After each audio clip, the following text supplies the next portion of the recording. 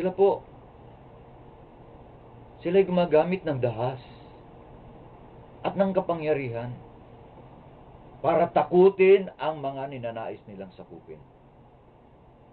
Kinakasangkapan nila ang terorismo para isulong ang kanilang ambisyon, ang kanilang social and even political agenda.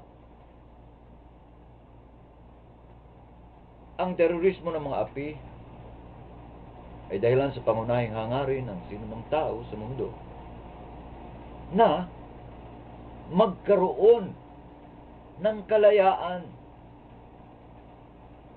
Ngayon, sa sandaling ang kalayaang ito ay kinitil, ipinagdadamot sa kanila ang kanilang basic civil rights and human rights. Kapag ang kanilang karapatan ay kusa ng inaalis sa kanila, sila po mga kaibigan, mga kapatid, ay natututo na mag-aklas. Natututo silang gumamit ng dahas at lumaban. Dito nagsisimula ang mga proteste na sa dakong huli ay nagiging paglalaban at pagkakagulo sa lipunan.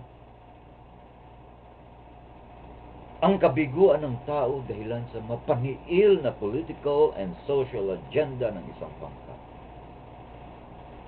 Tinitiyak ko namin na magtuturo sa mamamayan para gumawa ng mga bagay na kung minsan ay wala na ho sa katwiran. Kapag ang tao, siyempre pa, ay naging desperado na, tinitiyak ko sa inyo, makakalimutan na nila kung alin pa nga ba ang matwid o mali.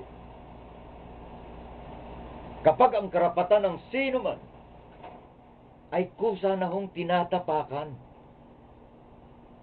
natural ho o likas na sa tao ang lalaban para ipagtanggol ang sarili, para ipagtanggol ang pamilya, ipagtanggol ang kababayan, at ipagtanggol ang bansa.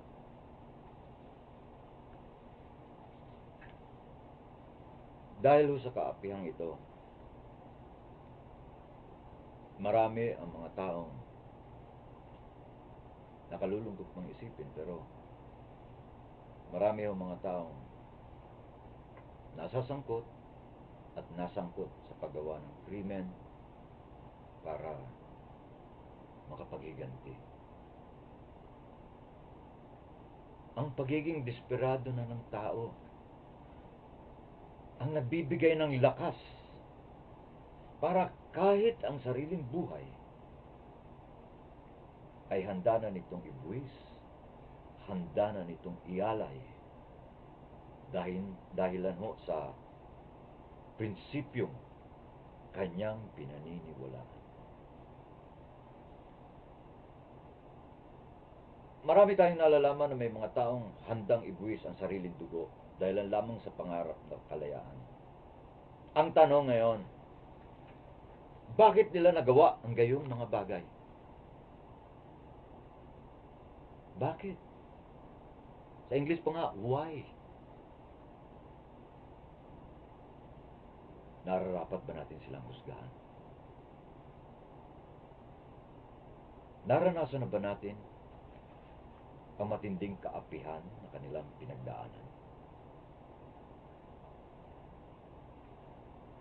Inisip ba natin kung ano ang pinakapunot dulo ng kanilang pagbabago ng pananaw? Sino tayo? Sino tayo para umusig sa kanila? Sino tayo para humusga?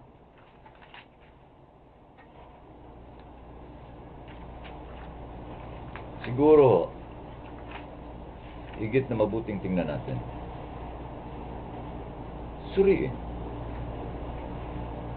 Pag-aralan ang maraming mga kadahilanan kaya nagkakaroon ng kaguluhan sa iba't ibang panig ng mundo. Kailangang magsagawa tayo ng pananaliksik, ng pagsisiyasat, at huwag basta na lamang magturo na siya o sila ay makasalanan. Kailangan gamitin po natin ng ating common sense. Libre ho yan. Sabi nga, you don't have to be a degree holder to have a common sense. Yan, common sense, sentido común. Gamitin ho ang isip. Isip, the mind, hindi yung brain, hindi yung utak. Iba kasi ho yung brain, iba yung utak sa mind, sa isip.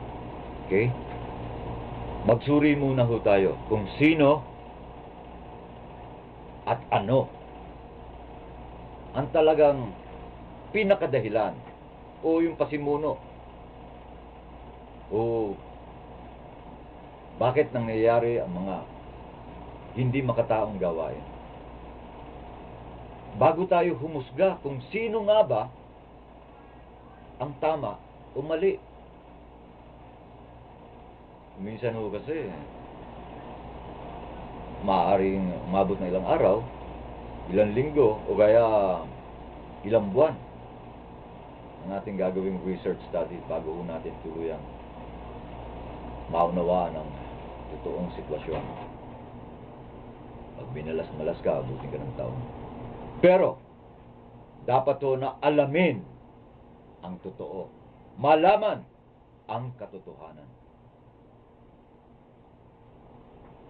Narito po, mga kaibigan, mga kapatid, ang ilang halimbawa ng terorismo na naganap na sa mundo.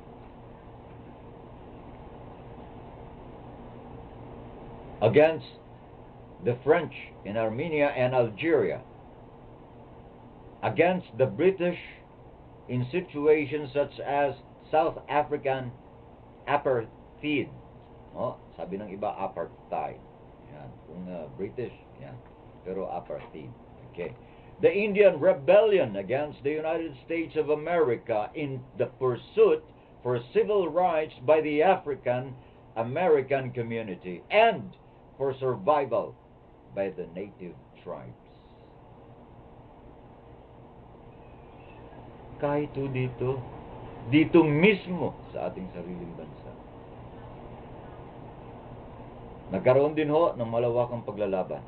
Tatandaan nyo, nung panahon ng Kastila, maging nang dumating sa Pilipinas sa mga Amerikano. Alam natin kung bakit ang ating mga kababayan ay nasangkot sa digmaan. Dahil ang tanging hangarin po natin, lalo na ng ating mga ninuno, ng ating mga lolo't lola, ay mabuhay ho ng malaya. Na igalang ang ating mga karapatan. Marami ho tayo mga kinilalang bayani, hindi ba?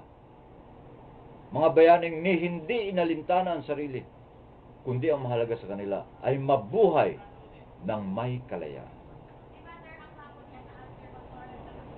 Nariyan ho, sina Lapu-Lapu, na sinasabi ng iba, first national hero. Filipino national hero. Ako ho, mga kaibigan, hindi ako naniniwala dyan. Personal kong opinion ito. Dahil si Lapu-Lapu ho, hindi ho naging Pilipino yan. Naging Pilipino lang naman tayo nung dumating na si Magellan, no? At nagpangalan yun si Roy Lopez Legazpi. Anyway, Muslim yan no? Si Lapu-Lapu. At maraming mga Muslim na dato na nagbuwis ng kanilang buhay para ho ipagtanggol ang relihiyon ng ating mga ninuno. Of course, nandyan din ho sina Jose Rizal, Andres Bonifacio, Apolinario Mabini, si Del Pilar, marami pa ho. Marami pang mga bayani na kusang lumantad at hindi yumuko sa kapangyarihan ng Kastila. Ang tanong, ano noon ang turing sa kanila? Kalaban